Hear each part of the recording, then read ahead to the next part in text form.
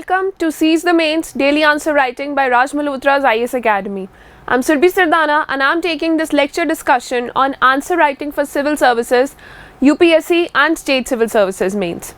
So without further ado, let's begin our today's lecture. If you are a new aspirant, if you are new to this lecture series, then let me tell you that you can download the schedule till May 3rd from the link in the description below. According to the schedule, our topic for today is from GS paper 3, major crops, cropping patterns in various parts of the country. So this topic revolves around agriculture. This is the topic for day 35. So let's see what is the question for today. Okay.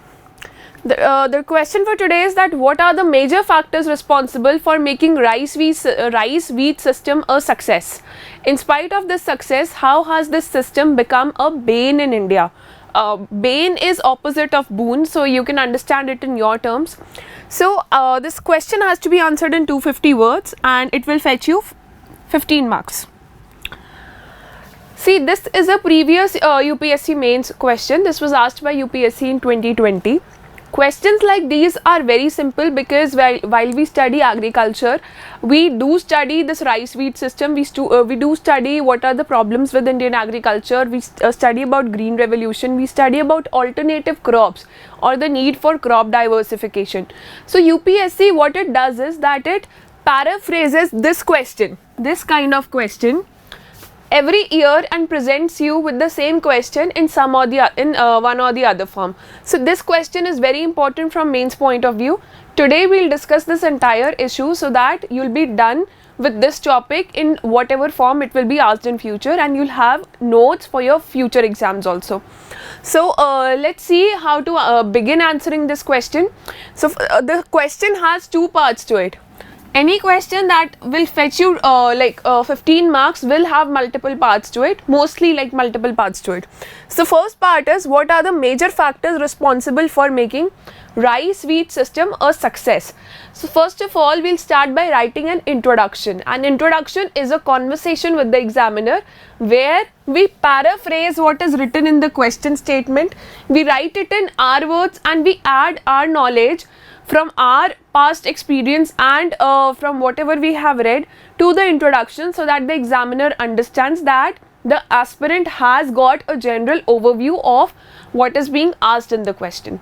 So let's begin by writing about what the rice wheat system in general.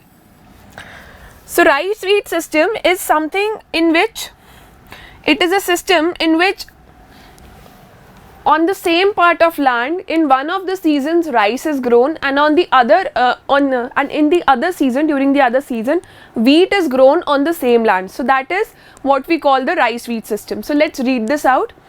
Rice wheat cropping system, which involves the growing of rice and wheat crops on the same piece of land in different seasons in a year, has emerged as a major production system in India, especially in the Indo-Gangetic plain states of Uttar Pradesh, Punjab, Haryana, Bihar, West Bengal, Madhya Pradesh, etc.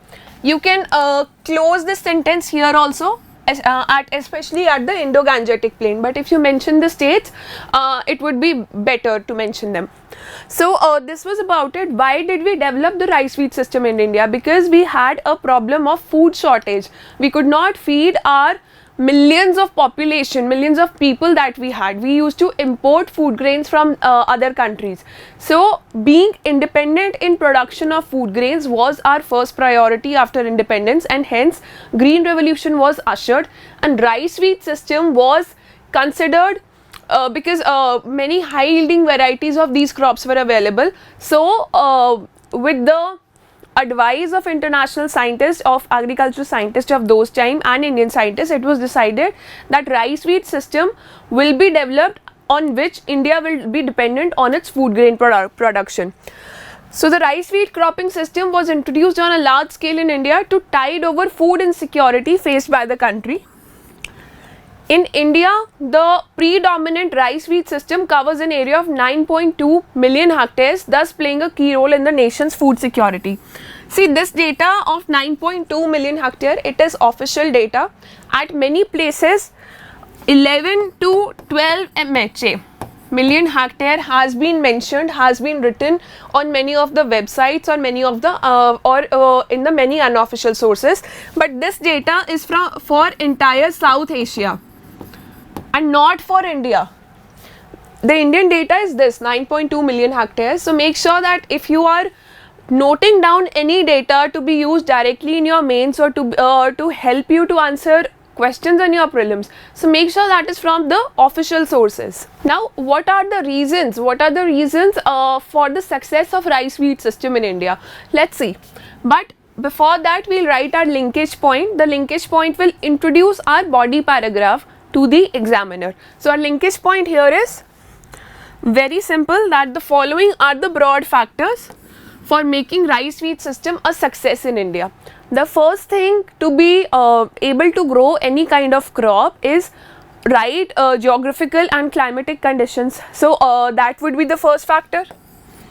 The second would be adequate support by the government or will of the farmers, and this works hand in hand. Farmers would be willing to produce a particular cash crop or a particular kind of crop if the government supports them, if the government ensures that whatever they produce will be bought by the government, or in case of failures would be insured by the government. So government policies have a great role to play in whatever this system is. We'll discuss all this: canal, groundwater irrigation, green revolution and MSP in detail. The third is the food preferences of Indian population. We largely depend on the rice wheat system. Be it any part of the country, rice and wheat is the staple diet for most of the Indians. So this was the third factor. Now we'll discuss, since this is a 250 words answer, we'll discuss all these points in detail and then we'll move on to answer the second part of this question. The first part was geography, soil and topographic factors. So here we've taken lines from NCERT directly from there, which mention that what are the geographical and climatic requirements for rice and for wheat, and these requirements are available in India in northwestern and Deccan regions. So you can read this out after downloading the PDF for yourself in detail. So this was about geography, soil and topographic factors. Let's move on to the most important part, which is government policies. See, you can have these as separate points also. For example, your irrigation could be second point in this answer, green revolution could be third point and MSP could be fourth point. But if you are able to categorize points into subcategories, then this reflects an intelligent image of yours. You are including all the points that are given in any of the sample answers for this question, but you are categorizing it further. So that will get you more marks. And in fact, you can write these 3 points as, you can draw a flow chart for these 3 points in this form or in this form, and after writing the headings for all these 3, you can talk about whatever their sub points are. Okay, so diagrams like these, flow charts like these will get you a lot of marks. So make sure that you use whatever knowledge you have to present it in the best way possible, because that will help you make it to the final list. So moving on to talking about government policies, the first one is irrigation. Especially if you see canal irrigation and groundwater irrigation facilities, they are available in these areas which have rice and wheat growing systems. Why are like states like Punjab and Haryana who do not have that amount of rainfall? For example, as we saw in the case of rice, we need above 100 centimeters of rainfall. But why states like Punjab and Haryana, which do not have that much rainfall, are able to grow rice every year? That is because of the irrigation support that has been provided by the government. There are a lot of canals, a lot of interlinking of canals took place when this production system was being developed.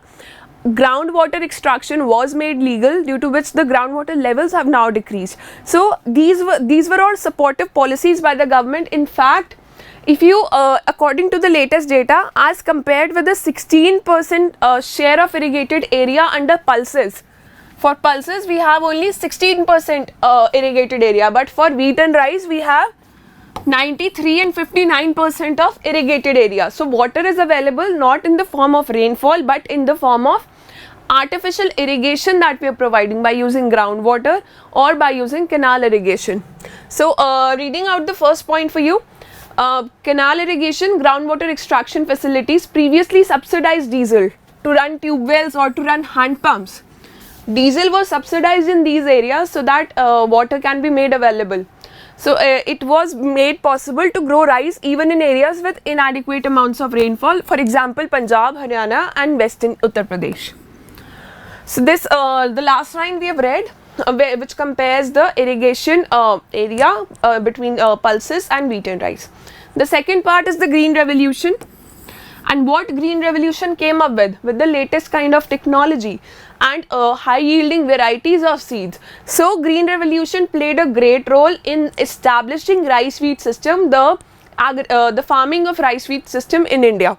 So availability of high yielding varieties of rice and wheat. This green revolution is the simplest part here. So this was also ushered by the government. The third is the most contentious and the most obvious one, the minimum support price. So minimum support price is very high for rice and wheat as compared to other crops. It is rising for bajra also. In fact, the yields for bajra this year, if you go to the economic survey of this year, they are higher as compared to rice. So minimum support, the production cost and whatever the government is giving from like a very long period of time, and the kind of consistency in procurement of wheat and rice is very good as compared to other crops or fruits and vegetables. So farmers are motivated, they are nudged to grow these crops only for which they can get a guarantee that if we grow these crops then we'll get our adequate economic return. So MSP is raised at a faster rate for rice and wheat as compared to other crops. The procurement of wheat and rice is done in a more timely and systemic manner as compared to other crops. Hence, farmers are nudged to grow these crops only. This has led to continuous expansion in area under rice, which is greater than 30 lakh hectares, and wheat is greater than 35 lakh hectares. Many farmers have even shifted from growing fruits, vegetables and pulses to growing wheat and rice because of the interventions by the government. So moving on to our next point, which is food preferences. So rice is the staple in the diet of greater than 70% of Indian population, and the part of population which does not consider rice as its staple diet considers this wheat rice, balance of wheat and rice, or more of wheat as you can see in North India, and lesser of rice as their staple food.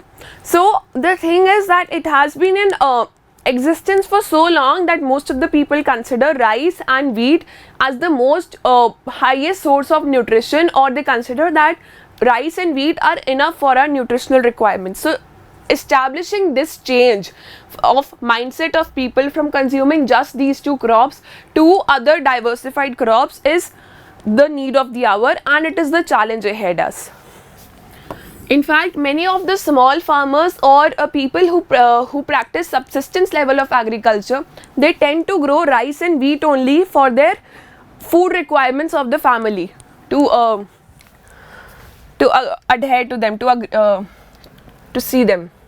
So what are the problems? This is the second part of the question. We have addressed this part. Now, in spite of this success, how has this system become a bane in India? How is it affecting India negatively? So how can we talk about it? We can talk about it in the economic perspective, that how it is affecting our economy negatively, how it is affecting our environment negatively, how it is affecting our health negatively, because rice and wheat, whatever the levels of present soil, the nutritional levels of soil that are present now in India as compared to 3 decades before, they're not good enough as of now. So wheat and rice are not enough for our nutritional requirements. They do not constitute, they do not make up a balanced diet. So it is affecting our health. So these three are the factors which it is affecting. In economy, we'll cover the subsidy burden in the economic factors, the subsidy burden which the government has, and on the other hand, how farmers are facing due to the MSP system. In the environmental factors, we'll talk about our promises, international commitments to stop environmental change, and then we'll move on to talk about the health part of it. So problems with rice wheat system in India. First of all, when there is a neglect of pulses, fruits and vegetables, it leads to malnutrition, because rice and wheat are not enough as a balanced diet. So pulses and oilseeds have to be imported to meet demand, which adds to financial burden. You know, we import pulses from so many African countries year after year, always like on an alternative year. We import oilseeds or oil from countries like Indonesia, Malaysia, and a lot of that from Russia and Ukraine. So what does it comprise of? It comprises of the financial burden. It leads to financial burden on our country, and when we have uncertainties at the international level, for example, crops fail in some part of the world, or there is crisis like the recent Russia-Ukraine crisis going on. What it causes? It causes inflation in India. So malnutrition is one part, because whatever is grown is easily and cheaply available in the market, and people think that whatever they are seeing is the thing that has to be consumed. So malnutrition occurs because that is not a balanced diet, and secondly, it causes economic strains. FCI godowns overflow with rotten food grains, because there is a limit to which rice and wheat can be distributed amongst the public. So a lot of grains are lying rotten in FCI godowns, and this happens year after year. The subsidy burden of the government is increasing because of procurement of only these two crops, which are not even utilized to such a great extent by the people of India, to the extent at which they are produced. So it is high time for crop diversification. To double farmers' income, they need to diversify fruits and vegetables, but they are not doing so. Also, India's full potential in the food processing industry is not utilized. So doubling farmers' income, that is not happening because of this monocropping type of technique that is being going on around the country. Also, food processing sector requires a lot of fruits and vegetables and a lot of diversified crops. Why don't we have food processing industries in India? Like, why do we have lesser food processing industries in India as compared to other developing countries?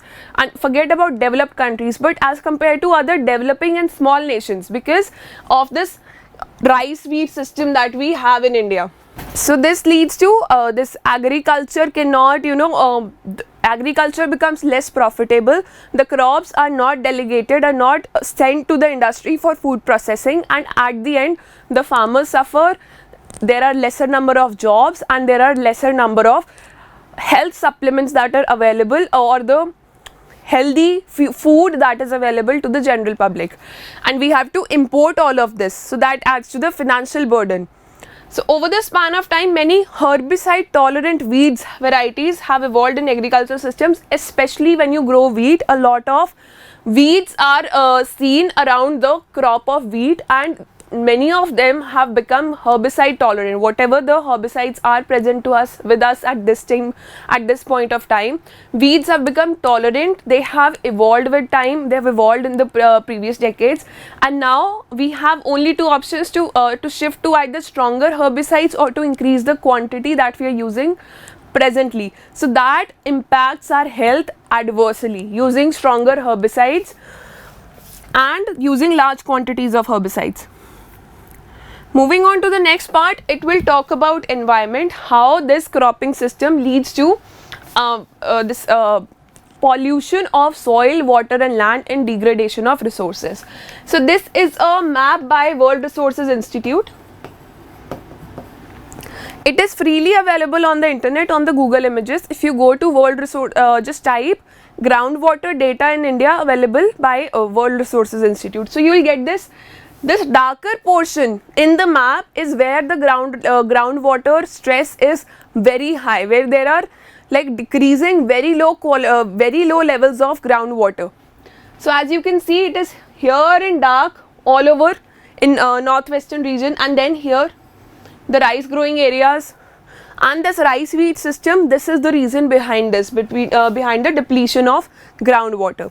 The second thing is that due to production of rice, a lot of methane is produced as a greenhouse gas into the environment. In fact, 70% of methane that is there, that is produced in the atmosphere on an everyday basis, is because of the agriculture, mainly because of rice agriculture, because of transplantation of rice. So reading this out for you, large scale depletion of and deterioration of natural resources, air, water and soil. So methane is produced as the terminal step of the anaerobic breakdown of organic matter in wetland rice soils. 70% of what is released in the atmosphere. And the second one talks about the dependence on groundwater resources for irrigation and other purposes, and decreasing surface waters have led to not only a steep fall in the water table but also to increased quantum of energy for groundwater extraction. You know, earlier the pipes that used to go down for extraction of groundwater were laid down just to a few meters, but now they are going to as far as 50 meters in some areas or even more than that. So the levels of groundwater have come down. In fact, the energy cost of extracting groundwater has gone up in the past few decades, so thereby increasing the farmers' expenditures on agriculture. The third point is very popular. It talks about stubble burning, because the residue of these crops it cannot be eaten by animals, or it cannot be used for very much economical purposes as of now, or if we talk about a few years before. So farmers tend to burn the stubble arising out of these crops. So rice and wheat stubble crop residue burning, which leads to air pollution, especially in Delhi. Every year around October, November, Delhi is in news for lowest air quality index in like all cities of the world. So, and surrounding areas, states of Punjab, Haryana, Western Uttar Pradesh and states like that. The fourth one is about soil pollution, because the land does not get time to stay barren, does not get the time to replenish its nutrient capacity, and no pulses are grown. What pulses do? Pulses return nitrogen to the soil. So what has to be done is that when after one cycle of rice, wheat is directly grown, the land is not left fallow for any time, nitrogen has to be supplied artificially in the form of urea. So because of the high availability of urea in our country, there is overuse of urea as compared to other fertilizers. Urea is not used in the prescribed measurement as it is recommended by agricultural scientists. So there is overuse of urea in agriculture nowadays, and that urea percolates to the soil, and that percolates to water bodies, and that leads to toxicity of our water and soil. So the mining of huge amount of nutrients from the soil over the years has caused deterioration of the soil structure in the form of subsurface compaction and crusting. And then we talk about that pulses are neglected and soil nitrogen fixation does not occur. Urea is overused, which is a subsidy burden for the government and also leads to pollution. So in conclusion, either you can talk about that, see, your answer is complete here. Whatever were the requirements of the question, they are complete here. But since this is a civil services mains answer, so you have to add some part from your side also. Use your conclusion paragraph as your way forward, or whatever knowledge that you have regarding this issue to write it down. So in conclusion, we would give a way forward by talking about our aim of doubling farmers' income, our aim of adhering to sustainable development goals, and our aim of ensuring nutritional security for the country, or fighting against climate change, poverty, hunger, things like that. So you can give a conclusion like that, that this is the need of the our crop diversification and moving away from the rice wheat system. Here we have talked about some technical points, that what are the loopholes in the system, why this shift has not been happening, and what are the challenges that we need to address. So let's see them one by one. They will also include your way forward. So listen to this very seriously. The first one is agricultural research. So there are many agricultural universities that are being that have been set by the central and state governments in all parts of India. So what these universities do is they focus on the crops that are already being grown by the farmers. That is their area of main focus, because they also need a support from the farming community. You know, what if they research on some type of crop and it is not on some type of seed and it is not even adopted by the local farmers they are working for. So most of our research has revolved around developing better varieties of rice and rice and wheat. So what we need is, we need high yielding varieties of alternate crops. For example, if we want to shift to crops like bajra, we need high yielding varieties of bajra. And a lot of research has to be carried out, a planned research has to be carried out by these agricultural institutions, so that when farmers shift to cultivation of bajra, which requires lesser water, they are already using a high yielding seed of bajra, which can get them a lot of return in terms of the quantity and also in terms of the monetary benefits that come along. So crops like arhar, moong, mustard, rapeseed and groundnut need to be bred for high yield varieties. The demand for coarse millets like bajra and jawar is again rising due to increasing health consciousness among the people. Moreover, these crops require very less water. We need to have dedicated programs in our research organizations to breed high yield, low water requiring varieties of alternative crops. So pioneering research institutions should shift their focus from breeding wheat and rice varieties to breeding alternative crops.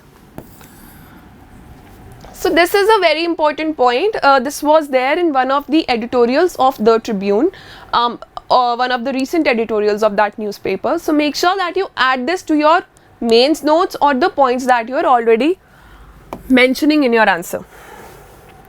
So this should also be combined with using precise techniques for efficient irrigation and disease pest management. It is just talking about moving to more efficient technology.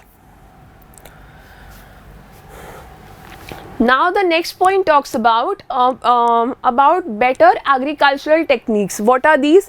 These are zero tillage, laser leveling, irrigation based on soil metric potential. Make sure that you talk about soil health cards here. Bed planting, direct seeding, mechanical transplantation of rice and crop diversification for this purpose. The next point talks about awareness generation of the farmers. If the farmers are not aware of the benefits of the high yielding varieties or the crop diversification that has to be carried out, or of the government policies, things will not work out on the ground level. Also, a parallel motivated initiative by the government is very much necessary. So awareness and capacity building of the stakeholders and policy advocacy need to be prioritized to adopt time and need based strategies at the ground level to combat these challenges. So Sustainable Development Goal 2.4.1 talks about sustainable agriculture. So you can write about this particular sustainable development goal, that this is a commitment of India, or we need to address this, we need to achieve this goal by 2030. So this is the need of the hour. These were some of the technical points as way forward. You can also choose to write a simple conclusion for this answer. No worries about that. Make sure that you send your answers to us in the next 24 hours, that is by 9 PM of March 30. We eagerly wait for your answers, and make sure that you add your own points. You do not copy this answer. Add your own flowcharts, diagrams, data, whatever the knowledge that you've gathered over the period of time, add it. And if you're not sure about it, Google it. Go to the Google News column and read about rice wheat system. Read about 1-2 articles of this system, and download the PDF of this presentation from the link in the description below. Also, the compiled PDF of all the lecture discussions of season 1, that is question number 1 to 28, is now available as a link in the description below. You can download it from there and keep it safe for yourself for quicker revision when mains is around the corner. So happy practicing, keep working hard, and all the best to you.